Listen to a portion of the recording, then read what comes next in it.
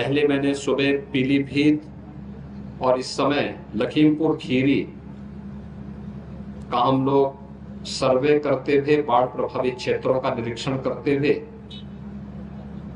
मैं यहां पर आपके बीच में आया हूं।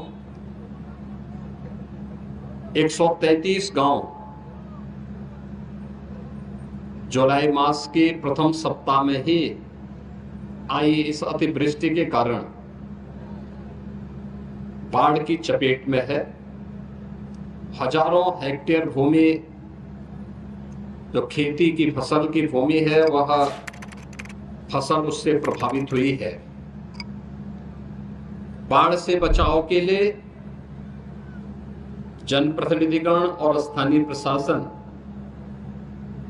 यहां पर अभी से पूरी तैयारी के साथ लगा हुआ है। आपने शारदा बैराज के पास और अन्य क्षेत्रों में भी देखा होगा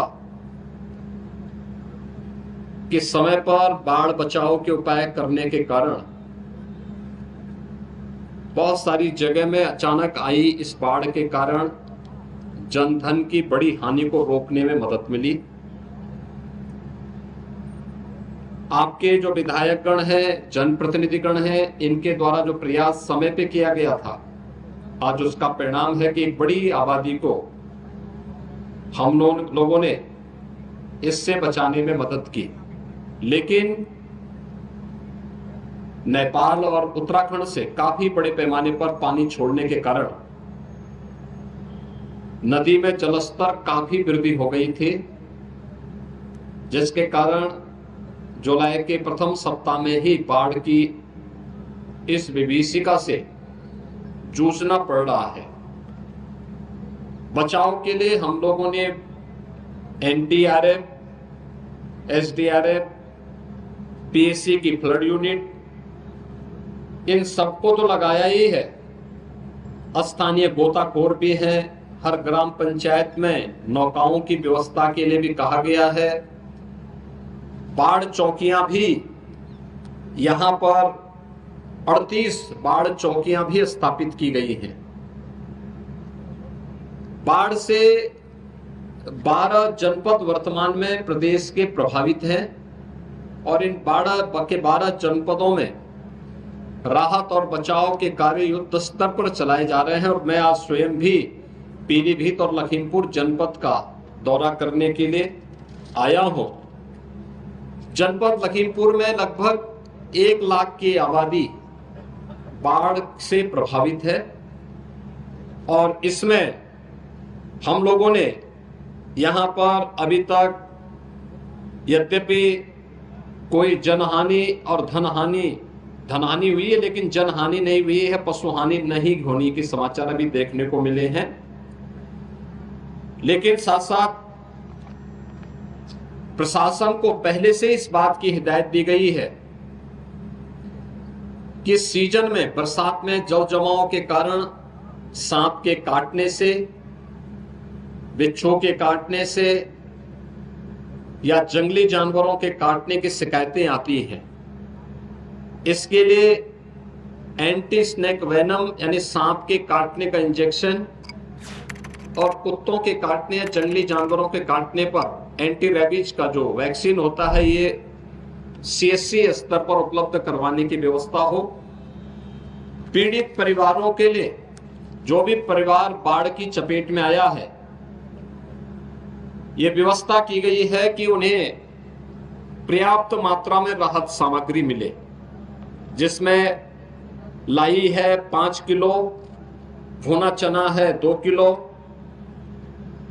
1 किलो गुड़, बिस्किट है 10 पैकेट, माचिस, मोमबत्ती, नहाने के साबुन, एक 20 लीटर का जैरकिन पेयजल के लिए, क्योंकि अगर बरसात का पानी कोई पिएगा तो उससे नुकसान हो सकता है। स्वच्छ पानी उसको मिल सके, इसके लिए क्लोरीन की गोलियां डालने की व्यवस्था, अन्य प्रकार के उपाय भी किए जा रहे हैं।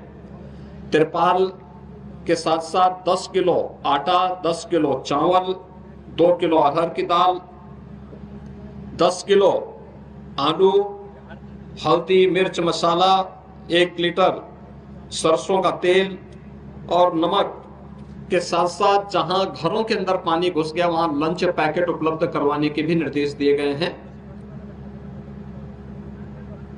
जनप्रतिनिधिगण लगातार प्रशासन का सहयोग करते हुए, जो माननीय विधायकगण है वे सभी प्रशासन का सहयोग कर रहे हैं और प्रशासन एनडीआरएफ, एसडीआरएफ, पीएसी की फ्लड यूनिट, पुलिस आदि की मदद से, स्वयंसेवी संस्थाओं की मदद से प्रभावित परिवारों तक राहत और बचाव के कार्यों को आगे बढ़ाने के लिए पूरी प्रतिबद्धता के साथ कार्य करेगी। मैंने प्रशासन से भी और जनप्रतिनिधियों से भी प्रस्ताव मांगे हैं कि जो लोग नदी और तटबंध के बीच में हैं, हर बार बाढ़ की चपेट में आएंगे, अगर वे अपनी सहमति देंगे तो हम उनको सुरक्षित स्थानों पर बसाने की व्यवस्था करेंगे। इसके लिए उनके लिए आवास वगैरह बनाने की व्यवस्था करेंगे। जैसे कि लखीमपुर खीरी में पहले हम लोगों ने प्रधानमंत्री आवास योजना की एक मॉडल, एक पूरी नई कॉलोनी के रूप में उसे विकसित करने के कार्य किए हैं और यही कार्य हम लोग यहाँ पर उन बाढ़ पीड़ितों के बचाव के लिए करेंगे। जो भी लोग उससे प्रभावित होंगे या जो लोग उस प्रकार के प्रस्ताव में अपनी सहमति देंगे, हमने प्रशासन से कहा है तटबंधों की सुरक्षा के लिए पेट्रोलिंग की व्यवस्था करें, बाढ़ पीड़ितों को समय से राहत और बचाव के कार्य के साथ जोड़ें, किसी को भी कोई संकट न हो, इसके लिए सरकार पूरी प्रतिबद्धता के साथ कार्य कर रही है। और केंद्र और राज्य सरकार ये भी व्यवस्था की है कि अगर किसी आपदा की चपेट में कोई व्यक्ति, कोई किसान चपेट में आता है तो कृषक दुर्घटना बीमा के अंतर्गत किसान या किसान का परिवार या बटाईदार 5 लाख रुपए की सहायता तत्काल उस परिवार को दे दें। जनधन की जनहानि पर भी उन्हें तत्काल राहत, आपदा राहत कोष से पैसा दे दें और यह भी व्यवस्था कर ले कि अगर कहीं कोई पशु हानि होती है तो पशु हानि पर भी उसे तत्काल राहत, जो आपदा राहत कोष में अनुमान आता है, वह सहायता तत्काल उसे प्राप्त तो हो जाए। यह तो सुनिश्चित करना ही है, लेकिन साथ साथ यह भी सुनिश्चित करें कि अगर फसल हानि हो गई है, समय पे सर्वे करते हुए उसका मुआवजा भी उनके अकाउंट में तत्काल चला जाए, जिससे अगर किसी को दोबारा फसल लगानी हो तो दोबारा फसल भी लगा सके। इसके लिए भी सरकार लगातार कार्य कर रही है। जो भी पीड़ित परिवार हैं उनके प्रति हमारी संवेदना है और मैं उन सबको इस बात के लिए आश्वस्त करता हूं कि हम लोग उनके साथ खड़े हैं और उन्हें हर प्रकार का मदद करेंगे, सहयोग करेंगे। धन्यवाद।